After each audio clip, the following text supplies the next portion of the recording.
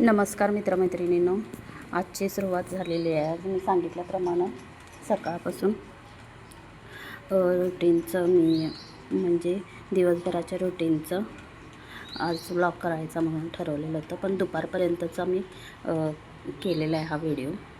तर सकाळी अगोदर मी गरम पाणी घेतलेलं आहे आणि त्यानंतर मग मी झुंबा केला.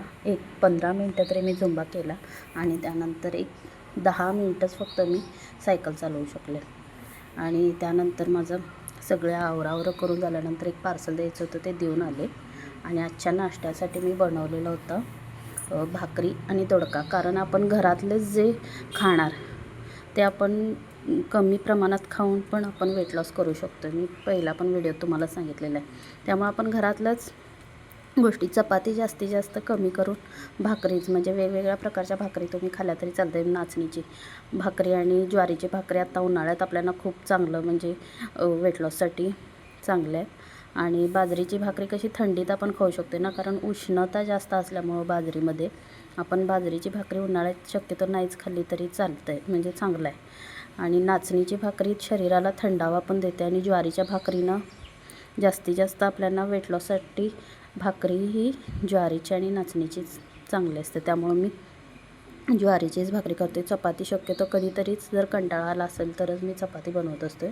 आणि आज बनवलेली होती दोडक्याची भाजी. दोडका मी घरात जास्तीत जास्त म्हणजे कमी प्रमाणातच बनवत असते. कमी प्रमाणात म्हणजे वर्षातून 1-2च वेळा किंवा 3 वेळा मी बनवते. मला दोडका जास्त घरात कोण खात नाही आणि जर बनवला तर तो अशा पद्धतीनं किंवा तो मसाला वगैरे जास्त घालून दोडका खातच नाही कोणी.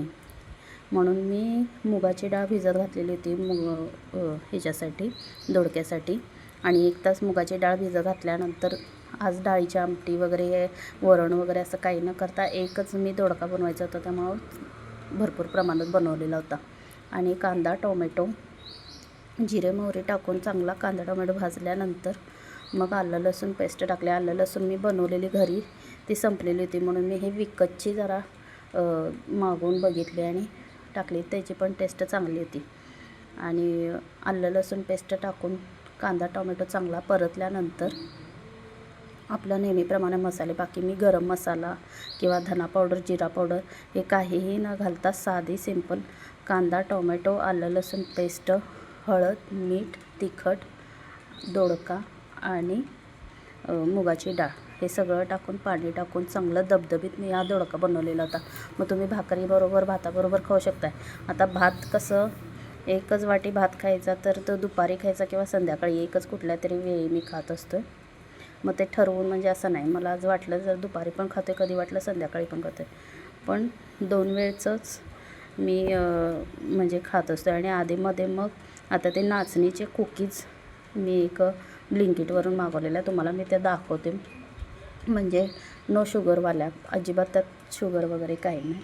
आणि आधीमध्ये जर क्रेविंग वाटलं आपल्याला काहीतरी गोड खावं असं वाटतं आहे किंवा हे डाएट सुरू करताना सारखं काहीतरी खाण्याची हे होत असतं, त्यामुळं दुपारच्या वेळी खाण्यासाठी चिरमुरे किंवा हे नाचणीचे बिस्किट्स म्हणजे आपण जे बटर वगैरे टाकून असं बनवलेले तसे नाही आहेत ते. एक ओट्सचे आहेत आणि एक नाचणीचे आहेत. ते मी दाखवते तुम्हाला उद्याच्या व्हिडिओमध्ये.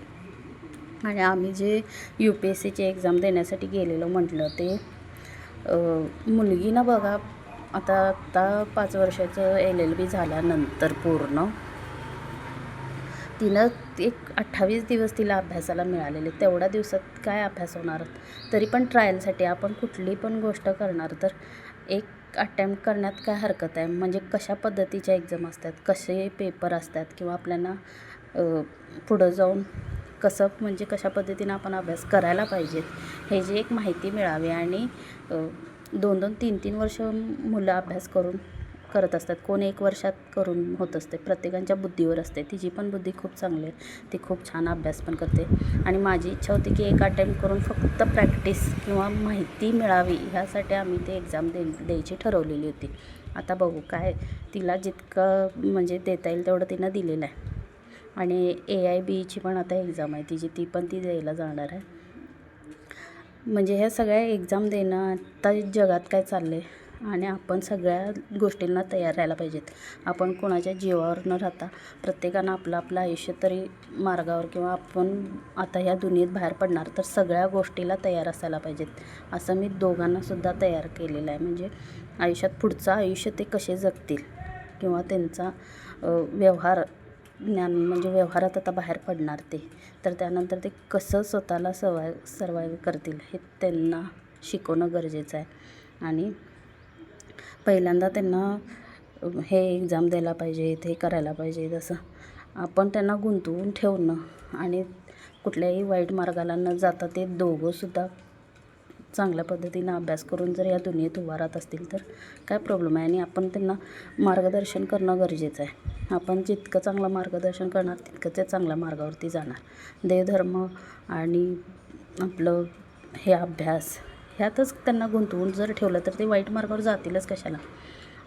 आणि माझे दोन्ही मुलं पण आहेत मला मी आई म्हणून वाटते ना योग्य मार्गावर आहेत, तर मला बाकी कशाची काही म्हणजे घेणं देणं नाही ना. ते बाहेर हिंडतात फिरतात किंवा एवढं लाईफ एन्जॉय करायला पाहिजेत, हे करायला पाहिजेत, असं काही नाही. त्यांना परिस्थितीची जाणीव आहे आणि त्यांना आपल्या आईचं स्ट्रगल दिसलं आहे आणि ते खूप चांगल्या मार्गावरती त्यांचं जीवन जगत आहेत आणि काहीतरी उद्देश आहे त्यांचा आयुष्यात करण्याचा आणि ते करण्याचा प्रयत्न करायला लागलेत. तर त्याला माझी साथ 100% असणार. आणि समोर आपण मुलं जर करतेले दिसत आहेत आणि त्यांना जर आपण साथ दिली तरच ते गोष्टी होणार आहेत. आणि असं काय वाटतं लोकांना की नुसतं बुद्धीवर नाही, आपण पैसासुद्धा खर्च करायला लागतो. खर्च केल्याशिवाय कुठल्याही गोष्टी मिळत नाहीत. आत्ता तरी 4 पैसे खर्च करायलाच लागतात आणि कुठल्या गोष्टी शिकायच्या आहे तर त्याला पैसा द्यावाच लागतो. मग त्यांच्या बुद्धीनुसार ते बाकीच्या सगळ्या गोष्टी मिळतील. पण पैसा देऊन पेपर नाही विकत घ्यायचा. हे नीटमध्ये तुम्ही पैसे देऊन विकत घेणार आणि डॉक्टर कसले हजामती करणार, नंतर कसले डॉक्टर होणार. ते नीटचे एक्झाम पेपर पैसे देऊन तुम्ही पेपर घेणार, पास होणार आणि ज्यावेळी ट्रीटमेंट करायची वेळ येणार त्यावेळी तुम्ही काय ट्रीटमेंट करणार मग मुलांवर. जर तुम्ही नुसती आत्ता नीटमध्ये म्हणजे तुम्ही आत्ता डॉक्टर होण्याची प्रोसिजरला जर पेपर फोडून तुम्ही जर अभ्यास करून जर असा पास होणार आहे तर असे कसे डॉक्टर तयार होतील. कोण ट्रीटमेंट घेणार. त्यांचे घरचे लोक तर त्यांच्याकडे ट्रीटमेंट घेणार काय. जर असे पैसे देऊन पेपर फोडून किंवा पेपरचा अभ्यास करून म्हणजे पेपर येणार मग त्याचा अभ्यास करणार आणि मग तुम्ही तो पेपर देणार, अशी मुलं जर ती डॉक्टर होणार आहे तर त्यांच्याकडे त्यांच्या घरातली लोक तर ट्रीटमेंट घेणार काय. त्यांनी लिहून दिलेलं औषध ते खाणार काय किंवा ते ऑपरेशन करतो म्हटल्यानंतर जाऊन झोपणार काय. मग असली मुलं करणार काय कामाची. ज्यांनी खरंच अभ्यास करून किंवा डोकं लावून त्यांनी स्ट्रगल करून जीवनात जे मिळवण्यासाठी डॉक्टर खरंच ज्यांना व्हायचं आहे त्या मुलांचं आयुष्य कशाला बरबाद करायचं आहे. अशा मुलांनी ज्यांना खरंच अक्कल नाही आहे, ज्यांना खरंच येत नाही आहे काय आणि ज्यांना खरंच डॉक्टर वगैरे व्हायचं नाही आणि आईवडील म्हणतात म्हणून फक्त सगळ्या गोष्टी करणार आहेत, अशा मुलांनी ह्या भानगडीतच पडू नये आणि ह्या परीक्षा वगैरे देऊच नयेत. आणि आईवडिलांना सरळ सांगावं की मला हे जमत नाही किंवा मला हे येत नाही किंवा मी हे करणार नाही. त्यांच्या मर्जीनं त्यांना सगळ्या गोष्टी करू द्याव्यात. मला माझ्या मुलग्यानं सांगितलं, बाई मला डी फार्मसी इतकं एवढं जमते, मला पुढं काय मी करणार नाही, मला काय जमणार नाही. मी माझं काय असेल ते ऑनलाईन माझं जे मला जमते किंवा मला जे आयुष्यात आता करायचं आहे ते माझं मी करतो. मला कसा पैसा मिळवायचा आहे किंवा मला कसं आयुष्यात उभं राहायचं आहे ते मला समजते किंवा कळते. हां, मग झालं ना. आयुष्यात फिरून काय करायचं आहे आपल्याला. पैसा मिळवायचा आहे, हे पोटासाठी स्वतःचं मिळवून स्वतःचं आयुष्य स्वतः चांगलं जगायचं आहे. आणि काय पाहिजेलं आहे ह्यासाठी चुकीचा मार्ग अवलंबवून आणि दुसऱ्यांच्या आयुष्याची वाट लावून जर त्या ठिकाणी चांगला मुलगा अभ्यास करून ज्याला खरंच डॉक्टर व्हायचं आहे, ज्याची खरंच मनापासून इच्छा आहे, त्या मुलग्याची जागा घेऊन हे चुकीचं अभ्यास काय म्हणतात ते परीक्षा देऊन पेपर फोडून हे जर पास होणार असतील, हे असले डॉक्टर घेऊन करायचे काय आहेत. मला तर वाटतं होऊच नयेत असले मुलंच ह्या क्षेत्रात येऊ नयेत.